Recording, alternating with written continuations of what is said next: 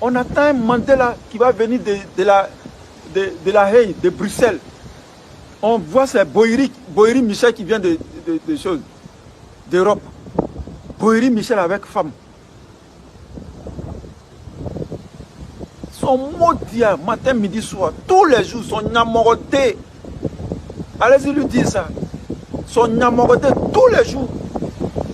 Son maudit à 24 heures par jour. 365 jours par an.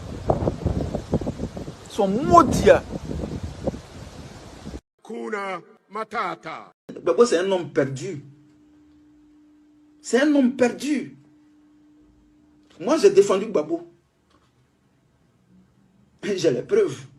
Gbagbo, c'est un homme perdu. Kuna Matata. Le Front populaire ivoirien, le parti que nous avons fondé avec M. Laurent Gbagbo, se voulait un parti panafricaniste et un parti de gauche. Dès 1994, les signes étaient là. Les signes que le Front populaire ivoirien, parce qu'il a abandonné idéologiquement la ligne, parce qu'il était en rupture avec la philosophie politique que nous incarnons, parce qu'il avait épousé tout ce qui était bon pour arriver au pouvoir, il fallait le faire. Il était évident que ce parti utilise la violence que nous avons vu exprimer, que ce parti essaie d'utiliser les étrangers comme faire valoir pour exprimer sa violence.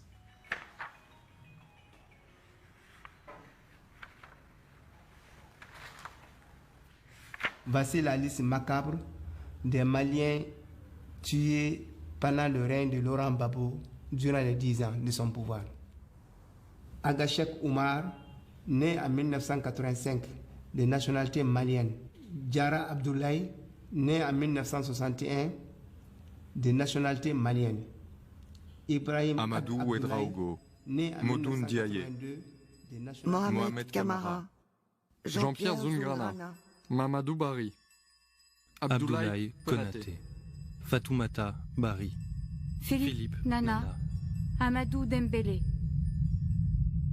Au-delà de notre petit pays, nous travaillons pour toute l'Afrique.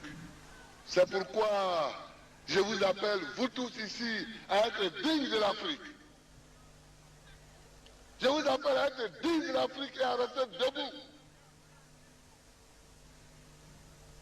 C'est pourquoi j'appelle aussi tous les dirigeants de l'Afrique libre, démocrates et progressistes, à se dresser et à prendre position pour la Côte d'Ivoire. C'est mon élève syndicaliste et politique. Et je dis à ceux qui veulent connaître mieux Laurent, je dis il y a plusieurs Laurent Gbagbo. Le Laurent Gbagbo étudiant syndicaliste, le Laurent Gbagbo citoyen ordinaire, le Laurent Gbagbo homme politique et le Laurent Gbagbo chef d'État. Ces 4 individus sont différents. Bon, moi, ça me ferait très mal qu'on qualifie M. Laurent Gbagbo de panafricaniste. Et moi-même, je pensais qu'il était panafricaniste quand il était à l'opposition, à travers les discours qu'il tenait. C'était un monsieur que j'admirais beaucoup à travers les discours qu'il tenait. Mais une fois que je l'ai vu à l'œuvre, à l'action, donc ça me fera sourire d'entendre que M. Laurent Gbagbo est un panafricaniste. Le panafricanisme, c'est l'affirmation que la nation africaine est possible, la République africaine intégrale est possible à partir du dépassement des blessures de la traite des Noirs et de la colonisation. Or, Laurent Gbagbo veut d'une Côte d'Ivoire qui appartienne strictement aux Ivoiriens. Donc il veut la fin du panafricanisme ivoirien. Car avant Laurent Gbagbo, la Côte d'Ivoire était une république de panafricanisme concret. C'était une république inclusive. À partir de Laurent Gbagbo, elle devient une république de panafricanisme abstrait. Une république où le panafricanisme est un pur dogme, un flatus vocis, un mot jeté en l'air, alors que les pratiques sont profondément anti-panafricaines. Laurent Gbagbo se présente dès lors comme un imposteur pour ceux qui analysent réellement ces pratiques politiques.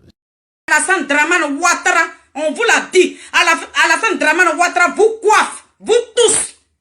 Quand on dit vrai politique, politicien, c'est Alassane Dramane Ouattara.